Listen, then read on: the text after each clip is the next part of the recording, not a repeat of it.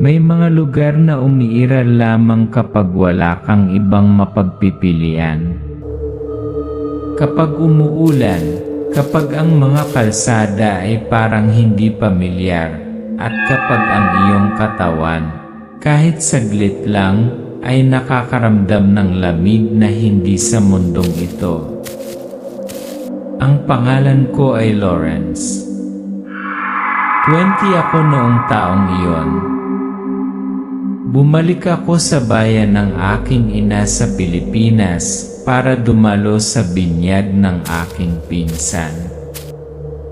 Ang dapat sana ay bakasyon ng pamilya ay magpakailanman na magbabago sa paraan ng pagtingin ko sa buhay na mundo at sa mundo na hindi nabuhay. Ito ay isang mainit, nakakakilabot na hapon. Walang hangin. Walang kaluluwa sa basag na pulang dumi na kalsada. Kami ng pinsan kong si Junior ay pinapunta ng nanay namin para sunduin si Tita Molly. Hindi malayo, sabi ni Junior. Maglakad ka lang. Walang mga sasakyan. Walang mga istasyon. Walang signal ng telepono. Pumasok tayo sa mundong tila na pag-iwanan na ng panahon. Kalat-kalat ang mga bahay, ilang bubong ang nakatagilid, ang mga puno ay tila nalanta sa paghihintay. Tapos umulan. Bumubuhos na parang sumabog ang langit. Tumakbo kami. Sa ilalim ng kidlat na parang mga daliring naghahanap ng kung ano. At pagkatapos na parang ginagabayan ng isang di nakikitang kamay, nakita ko ito, isang bulok na bahay na kahoy sa tabi ng kalsada, slanted na bubong, nakaawang ang pinto, madilim. Sumilong kami sa ilalim ng beranda. Tatalikod na sana, otomatikong bumukas ang pinto. May babaeng nakatayo sa loob, sinenyasan kaming pumasok. Wala siyang sinabi. Hindi ngumiti. Hindi mukhang inis. Nakatingin lang, ang kanyang maitim na mga mata ay malalim na parang isang balon. Nag-alinlangan si Junior. Nilamig ako at basang-basa. I nodded in my thanks to her at pumasok na sa loob. Ang hangin sa loob ay hindi parang bahay ng buhay na tao. Ang amoy ay amoy, ang alikabok ay makapal na parang hamog. Nanginginig ang lumang rattan chair. Nalaglag ang picture frame sa dingding. Napaupo ako, kumakabog pa rin ang puso ko sa pagtakbo.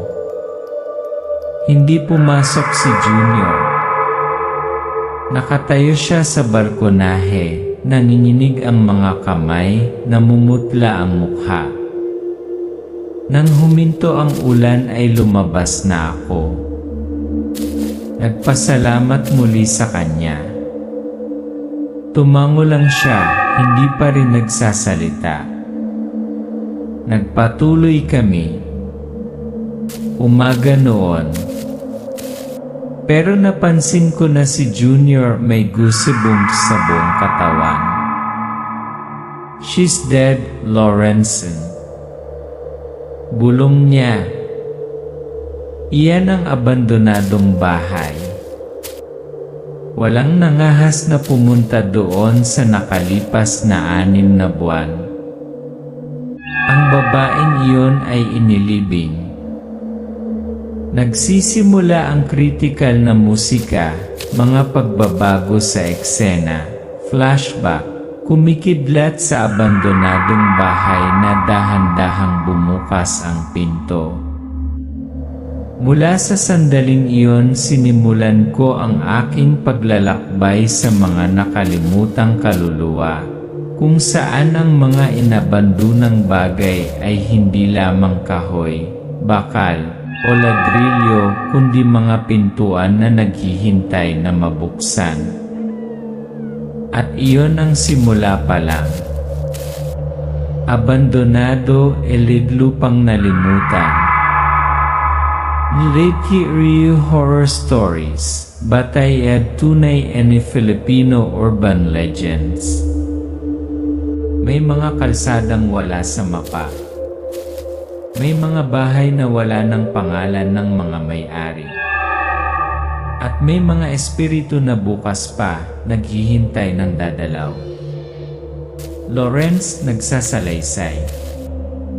Sa oras na yon, ako ay nasa 20 anyos pa lamang.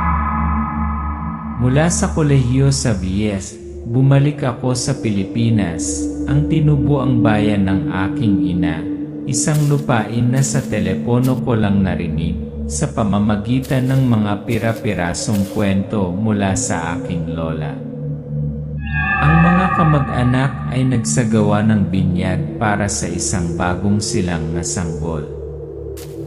Ito ay masaya, abala. Pero sa gitna ng tawanan, nakaramdam ako ng nawala. Ibang-iba ang tanawin. Kalat-kalat ang mga bahay. Ang mga maruruming kalsada ay gumuho. Walang sasakyan, walang internet, wala. Kami ni Junior, ang pinsan kong magkasing edad, ay pinalakad papunta sa bahay ni Tita Molly. Sinabi niya na ang paglalakad ay mahinahon. Sumunod ako, bagamat puno ng pagdududa ang puso ko. Kaming dalawa lang ang mahabang daan at nagsimulang bumuhos ang ulan. Bilisan mo, Lawrence. Malapit nang umulan, sabi ni Junior, mahina ang boses at nag-aalala. At pagkatapos ay umulan. Bumuhos ang ulan na parang galit ang langit. Tumakbo kami, hindi alam kung saan pupunta.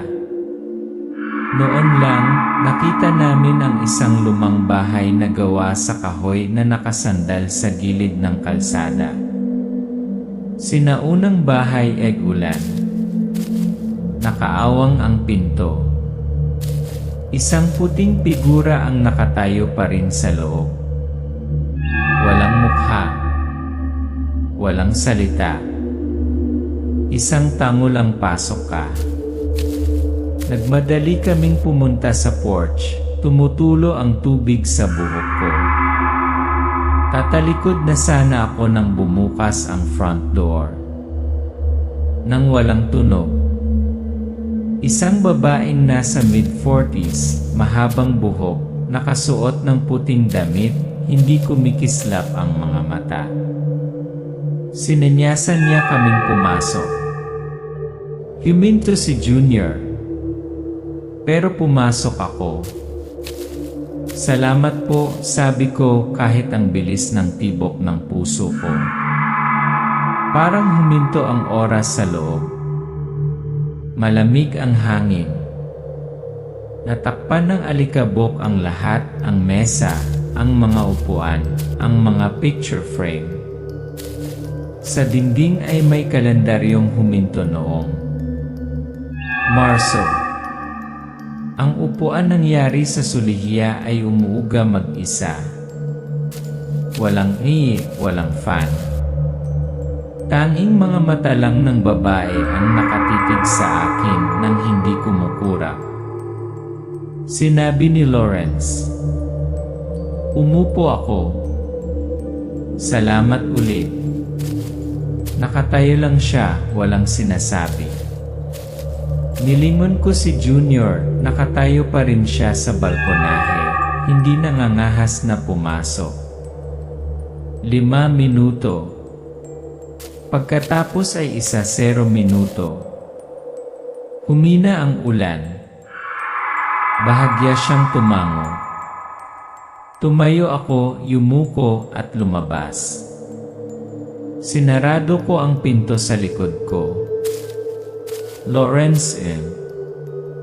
Sabi ni Junior, nanginginig ang boses. Ang babaeng iyon ay patay na. Ang bahay na iyon ay inabandona sa loob ng 6 na buwan. Ang huling taong tumira doon ay siya. Walang sinuman ang nangahas na lumapit mula noong libing. Pero ikaw nagpasalamat ka lang sa kanya. Nanlamig ako. Nanlamig ang mga kamay ko. Pagkatapos na pagtanto ko, walang init sa bahay. Walang amoy ng tao. Tanging alikabok. At ang mga mata niya parang tumusok sa akin. Lumayo silang dalawa, bumalik ang kamera sa bahay. Bahagyang bumukas ang pinto at isang puting figura ang nakatayo sa bintana, nakangiti ng mahina. Mabagal na sabi ni Lawrence. Hindi ko alam kung sino siya o kung bakit niya tayo pinagbuksan ng pinto. Pero alam kong sigurado hindi ito buhay na tao. Siguro hindi lahat ng multo gustong matakot. Ang ilan ay naghihintay lang na may dumating, makinig at alalahanin na umiral sila. Nagsimula ang lahat isang gabi ng pagdanak ng dugo sa highway. Bumalik ang patrol car, kulang ang mga tao na sakay, at mula noon walang nangahas na sumakay sa manibela. Mga 15 taon na ang nakalilipas sa mahirap na kanayunan na yon, kung saan ang mga ilaw sa kalye ay mas bihira kaysa sa pagtanggap ng cellphone. Mayroong isang asul na kulay abong patrol car. Sa bawat pagdaan nito, alam ng lahat, busy ang punong na yon. Tinawag siyang Kapben Mapagpasya. Medyo matigas ang ulo at medyo mayabang. Nanalo siya sa halalan salamat sa isang napakalaking kampanya, nakipag-ugnayan mismo sa inuupahang bahay sa tabi ng bahay ko. Ang barangay patrol na dapat ay ginagamit lamang para sa tungkulin, ay madalas na nakaparada sa bakuran ni Kapben tuwing gabi. Ang kotse ay hindi kailanman sa punong tanggapan. Sa halip, ito ay sa harap ng kanyang bahay. Lumang bakuran, maulap na kalangitan, patrol car na nakapark na mag-isa, mga pulang ilaw sa likod na madilim sa hamog sa gabi. Isang gabi, pumunta si Kap at ang kanyang malalapit na kaibigan sa isang birthday party para sa anak ng isang kakilala. Sa daan pabalik sila ay tinambangan. Hindi dahil sa sama ng loob, kundi dahil nagkaroon ng personal na sama ng loob ang isang kaibigan sa sasakyan noon pa man. Mga putok ng baril. Basag na salamin. Tumalsik ang dugo sa buong sasakyan. Nakataka si Kap, 2 tao ang nasugatan. Pero namatay on the spot ang nasa passenger seat, si Rico. Hinila ang sasakyan pabalik sa bakuran ni Kap, walang gustong tumingin sa loob. Ang dugo ay pinunasan ng malinis. Napuno ang mga butas ng bala. Pero hindi kumupas ang malansang amoy. Mula sa araw na yon, ang sasakyan ay nagsimulang masira ng tuloy-tuloy. Ang makina ay namatay sa gitna ng kalsada. Ang mga ilaw ay random na kumikislap. Ang sirena ay umalingaw sa kalagitnaan ng gabi kahit na walang gumalaw dito. Nagtawanan ang mga tao. Sinabi nila na ito ay isang lumang kotse lamang. Ngunit pagkatapos ay nagsimulang makita ng mga bata ang isang lalaki na nakaupo sa kotse, ngunit walang nakita ang mga matatanda. Tauhan, berong, yun ay matandang lalaki na may kiwi. Retiradong mekaniko, alcoholic, at isang night wanderer. Isang araw, dumiretso siya sa punong tanggapan ng barangay. Maputla ang mukha, nanginginig ang katawan na parang dahon. Sabi niya, ang kotse nagsimula ng mag-isa. Naka-back up ng mag-isa. Nag-isang lumabas sa bakanting lot. Nagtawanan ang lahat. Lasing ka na naman, Berong. Ngunit noong gabing iyon, isang tanod, gwardiya ng depensa ng sibil, ang dumaan sa lumang lot ng sasakyan at nakitang bukas ang mga ilaw ng sasakyan. Lumapit siya. Walang tao sa sasakyan. Ngunit ang upuan ng driver ay mainit pa rin. Kumalat ang kwento. Lumitaw ang mga alingaw-ngaw. May naniwala, may hindi. Ngunit nanatiling tahimik si Kap Ben, hindi siya nagsalita tungkol sa nangyari noong gabing iyon.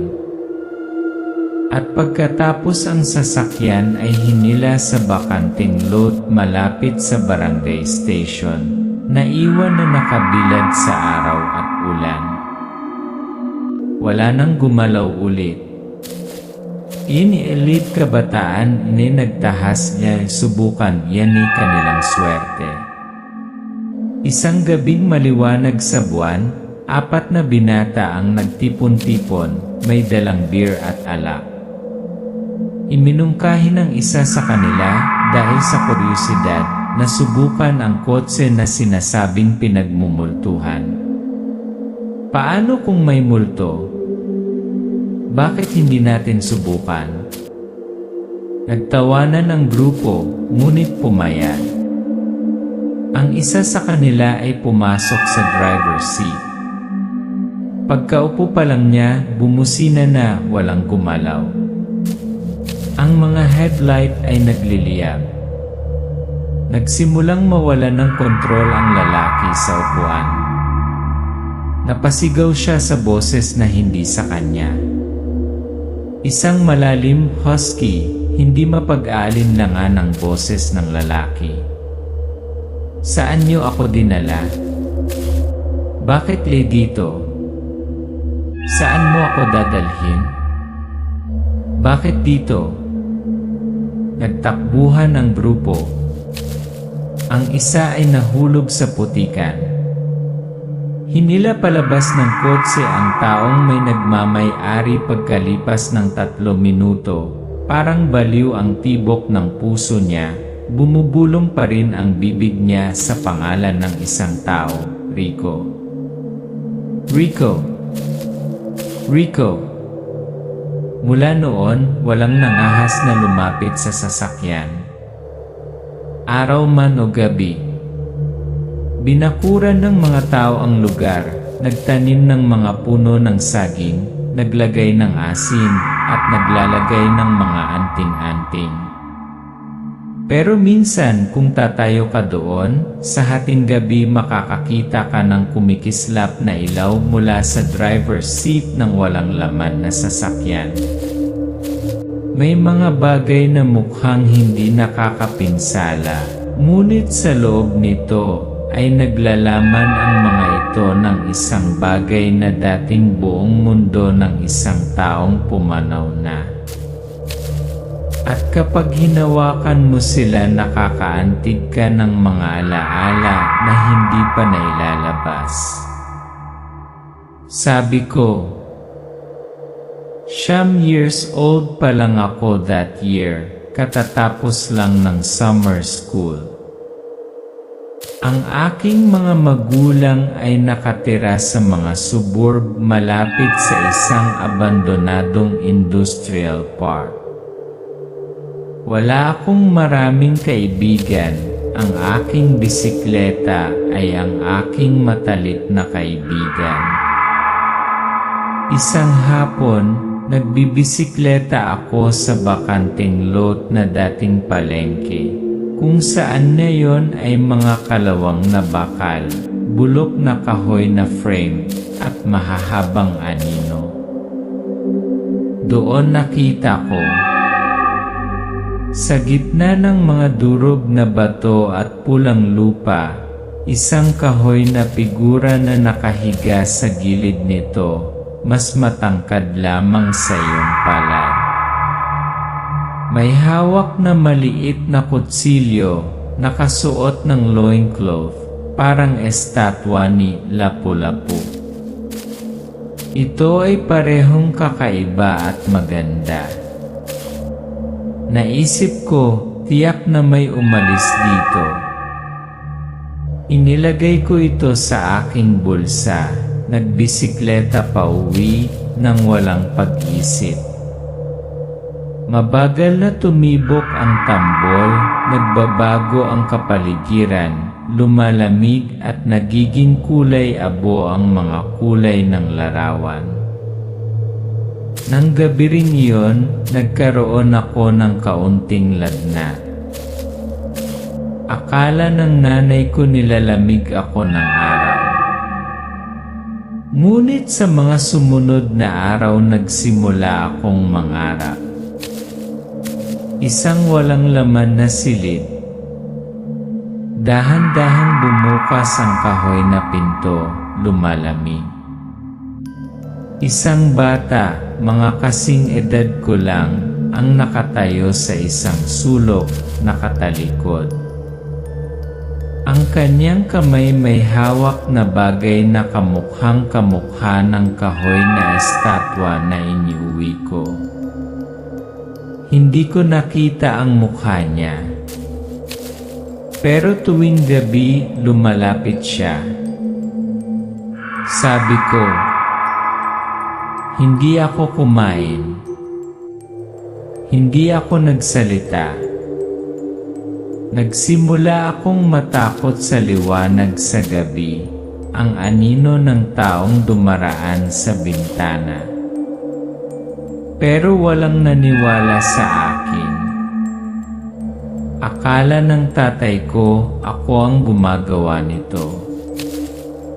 Natakot ang aking ina, ngunit hindi naglakas loob na sabihin ang anuman. Pagkatapos sinimulan kong kausapin ang sarili ko.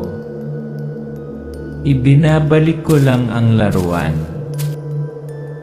Isang tahimik na hapunan, ang bata ay nakatitig sa isang sulok ng bahay.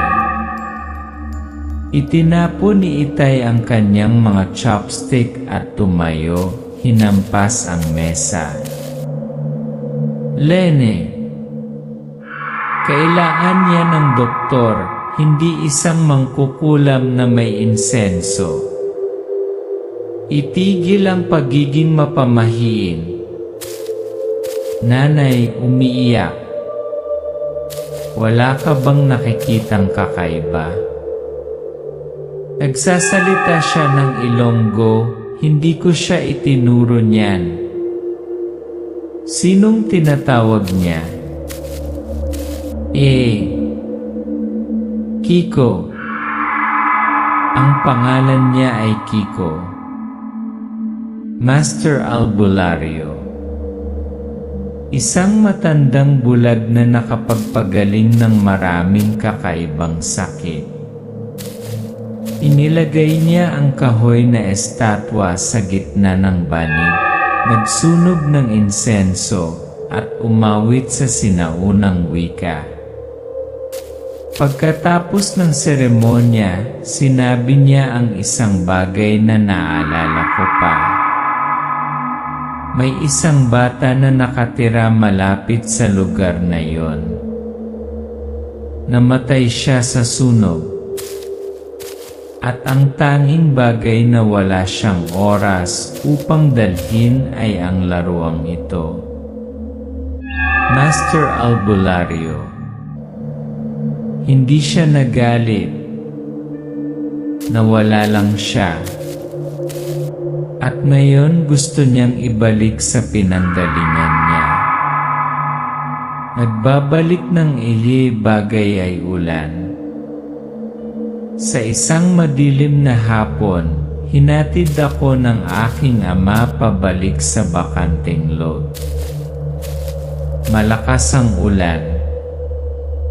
Lumabas ako, nanginginig ang mga kamay ko. Ibinalik ko ang kahoy na manika kung saan ko ito kinuha. Isang kidlat. At nakita ko si Kiko. Isang payat na batang lalaki na basang-basa sa ulan, nakatayo sa tabi ng puno, hindi nagsasalita. Hindi malinaw ang kanyang mukha. Tanging malungkot na mga mata. Sinubukan kong lumapit. Ngunit bahagya siyang tumango pagkatapos ay umatras, nawala sa ulan na parang usok. Yay! Noong araw na yon, nawala ang lagnat ko. Kumain ulit ako, nakatulog ng maayos. Hindi na ako nanaginip. Ngunit mula sa araw na yon, hindi na ako nakapulot ng anumang natitira sa kalye. Alam mo, hindi lang si Kiko. Daan-daang bata ang ganyan, nakulong sa mga abandonadong bahay, abandonadong industrial zone kung saan sila naglalaro, nakatira at namatay. Walang nakakaalala sa kanila. Walang nagtatanong ng kanilang mga pangalan. Ngunit minsan kapag may kinuha ka, hindi sinasadyang nabuksan mo ang isang alaala na hindi pa naisara. Ang isang abandonadong bahay ay isang bahay pa rin. Hanggang sa magsimula itong kumagat pabalik. Bawat rehiyon ay may ganoong lugar. Walang nangahas na pumasok. Walang nangahas magtanong. Naglalakad lang sila, bumababa, at umiiwas na tumingin ng masyadong mahaba. Sa aking nayon, ito ay isang bahay sa isang maruming kalsada na natatakpan ng mga tambo na dating pag-aari ng isang mayamang pamilya. May nagsasabing namatay ang may-ari sa isang aksidente. Sinasabi ng ilan na pinagmumultuhan sila ng isang maligno, isang duwende, dahil naghukay sila ng isang sinaunang libingan habang inilalagay ang pundasyon. Ang totoo, walang nakaligtas ng matagal sa bahay na yon. Demolition Team. Noong 2013, kinuha ang isang kumpanya para gibain ang bahay para magtayo ng mini supermarket. 5 manggagawa. 3 araw ng trabaho. Unang araw, ang mga makina ay patuloy na natigil, ang mga pala ay nakabaluktot. Ikalawang araw, ang isang tao ay may mataas na lagnat, nagsuka ng dugo, kailangang maospital. Ikatlong araw, lahat ay huminto. Walang nagpaliwanag kung bakit. Ang hangin sa loob ay mabigat na parang bato. Sinabi ng isa sa aking grupo na nakakita siya ng maliliit na bakas ng paa, 3 daliri gumagapang mula sa dingding hanggang sa kisam. Noon, akala ko lasing siya. Pero sa gabi, pag-uwi namin pare-pareho kaming nanaginip, may gumagapang sa kisame, walang mukha. Pero diretso pa rin ang tingin sa amin. Vien, iyan ng single ni anak. Noong 2017, si Vien, isang solong ina, dahil siya ay napakahirap, lumipat sa isang abandonadong bahay kasama ang kanyang anak na lalaki. Walang pumigil sa kanya. Walang nangahas na lumapit. Ang unang linggo, okay. Ngunit pagkatapos, ang mga ilaw ay kumikislap tuwing gabi kahit walang kuryente. Ang anak ni Vien ay umiiyak gabi-gabi na nagsasabing patuloy na nakatingin sa akin ang babaeng nakaputi mula sa sulok ng silid. Maraming beses na nanaginip si Vien ng isang taong nakatayo na nakatalikod sa kusina, walang anino. Yeni madad gabi na Vien. Isang maulan na gabi, nag-init si Vien ng lugaw para sa kanyang anak nang mag-isa ang bumbilya. Lumingon siya at nakita ko ang isang babaeng naka-white shirt, mahaba ang buhok, nakatayo sa gitna ng sala. Hindi gumagalaw. Walang mukha. Si Vien ay tumakbo palabas ng bahay kasama ang kanyang anak, walang kinuha at hindi nilock ang pinto.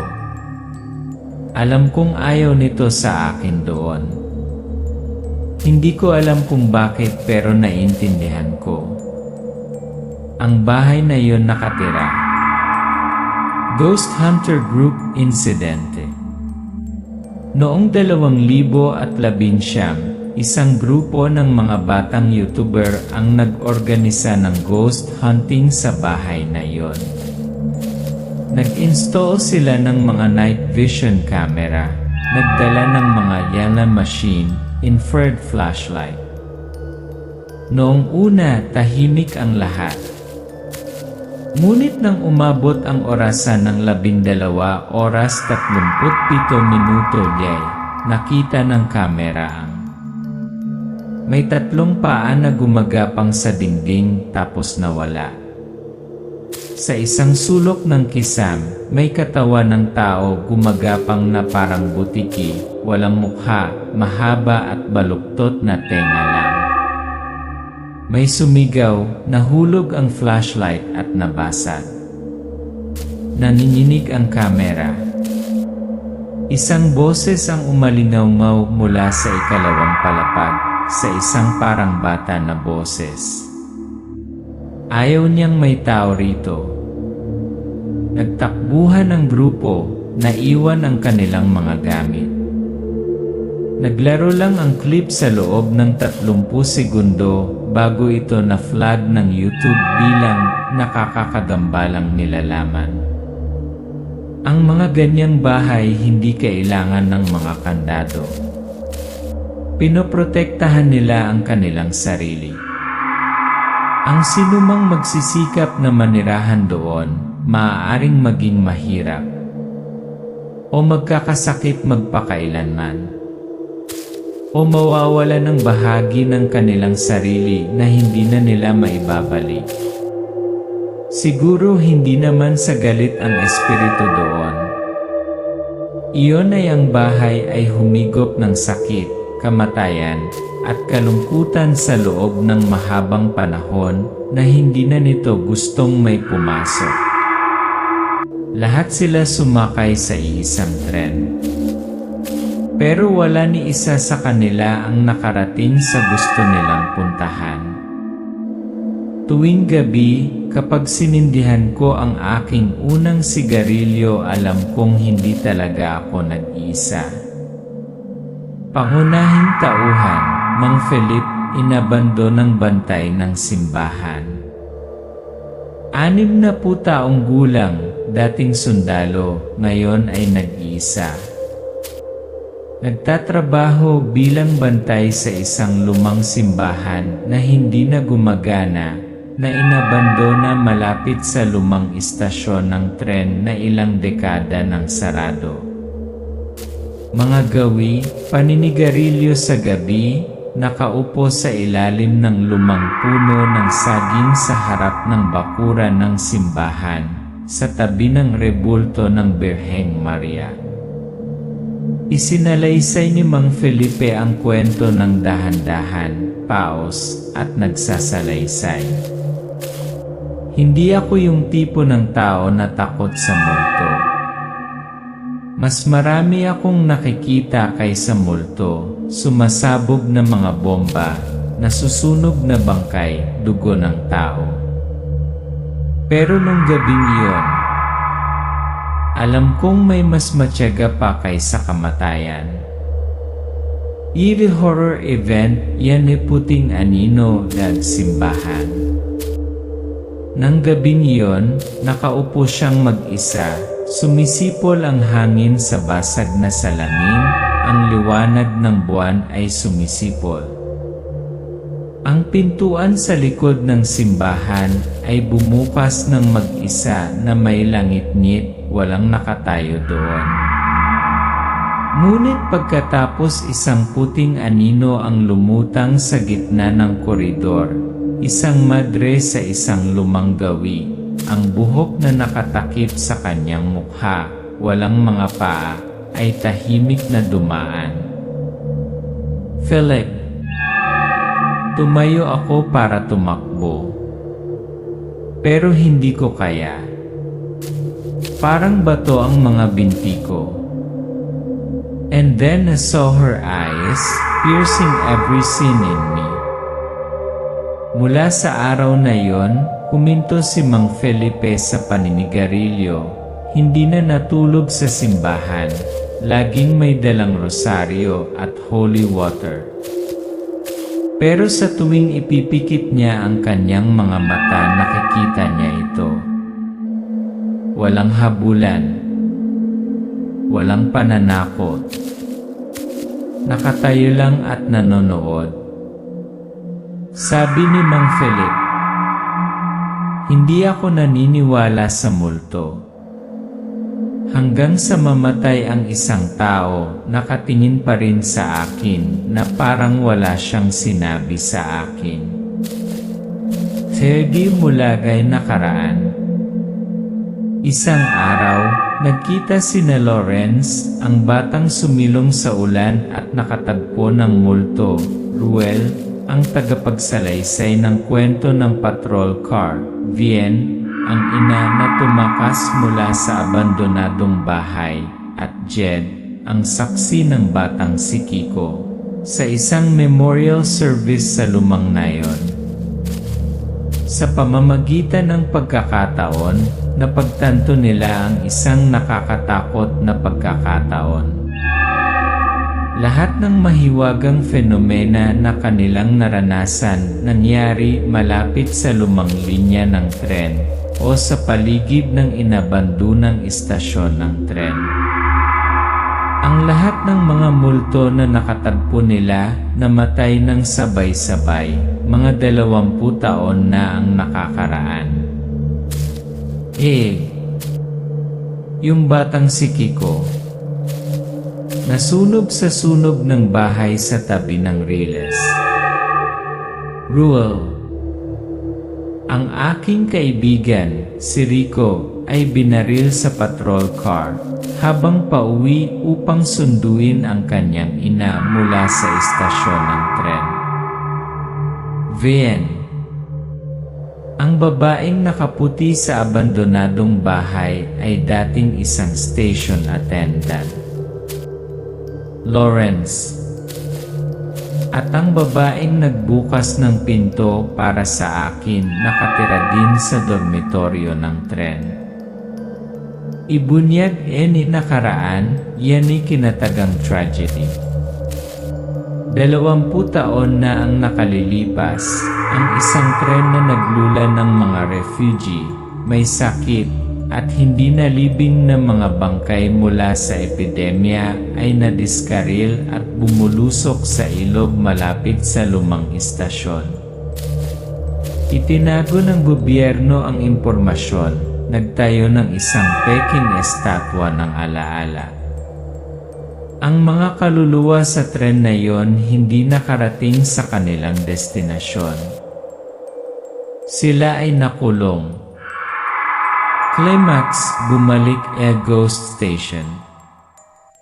Bumalik ang grupo sa dating istasyon, ngayon ay isang ligaw at nabakuran na field. Gabi. Malamlam na buwan. Ang hangin ay napakalamig ng buto. Nagkalat sila ng asin. Magsindi ng kandila. Magdasal. Nang umabot ang orasan ng 12:15, isang sipol ng tren ang tumunog sa di kalayuan. Walang mga truck. Walang tren. Ngunit ang tunog ng mga bakal na gulong-gumulong pa rin sa lupa. Ye ghost return. Tahimik na lumabas mula sa ambon ang isang grupo ng mga tao, isang madre, isang bata na may hawak na kahoy na estatwa, isang lalaking nakasuot ng duguan, isang walang mukha na ina. Mabagal silang naglakad, nilagpasan ang grupo ng mga buhay na tao at nawala sa gabi. May mga lugar na hindi pinagmumultuhan, pero hindi naaalala. May mga kamatayan na hindi kailangan ng parusa. Kung sana may nakilala na sila ay umira. Kinabukasan.